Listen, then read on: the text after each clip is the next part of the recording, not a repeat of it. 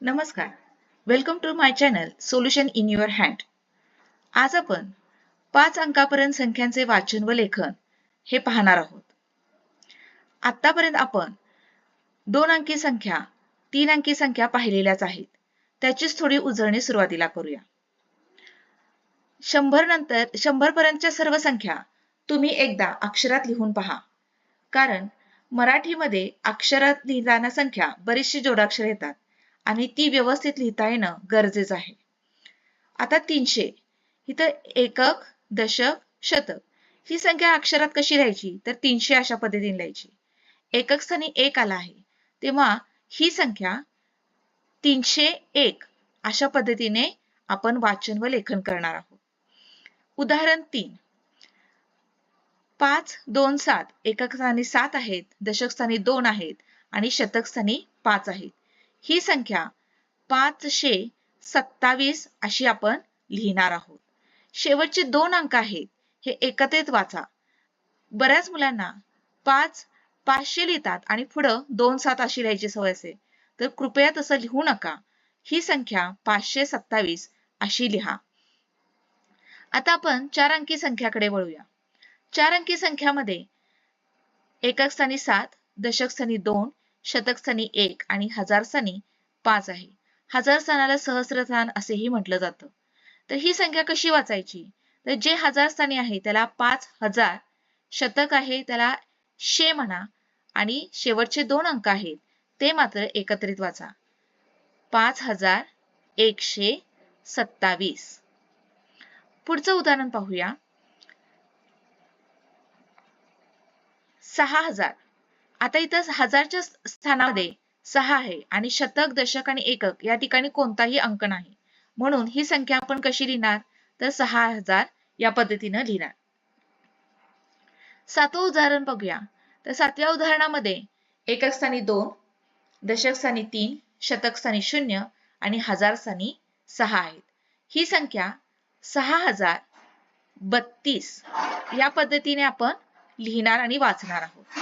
शतक स्थानी 0 असल्यामुळे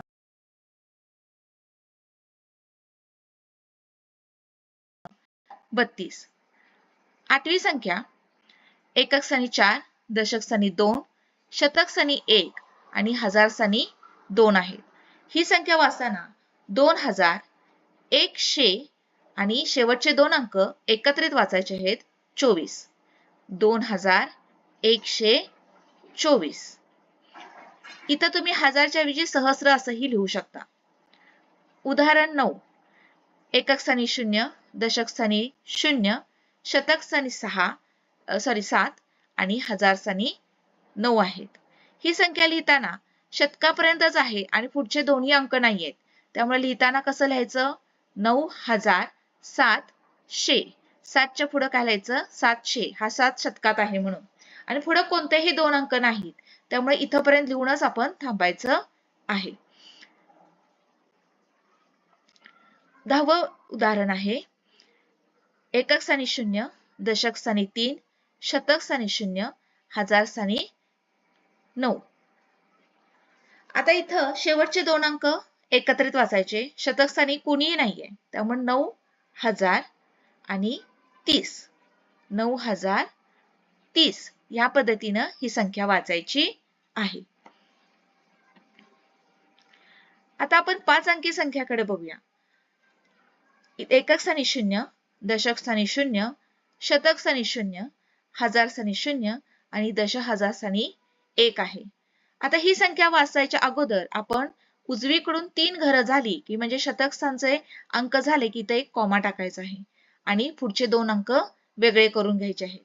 असं का करायचं तर ह्या 2 अंकांसाठी आपण हजार हा शब्द वापरणार आहे. तर 10 आणि पुढं 1000 या पद्धतीने लिहायचं आहे किंवा 10 सहस्र या पद्धतीने लिहिलं तरी चालेल. आता पुढचं उदाहरण बघूया. एकक स्थानी 1, दशक स्थानी 0, शतक स्थानी 0, हजार स्थानी 0 आणि दशहजार स्थानी 1.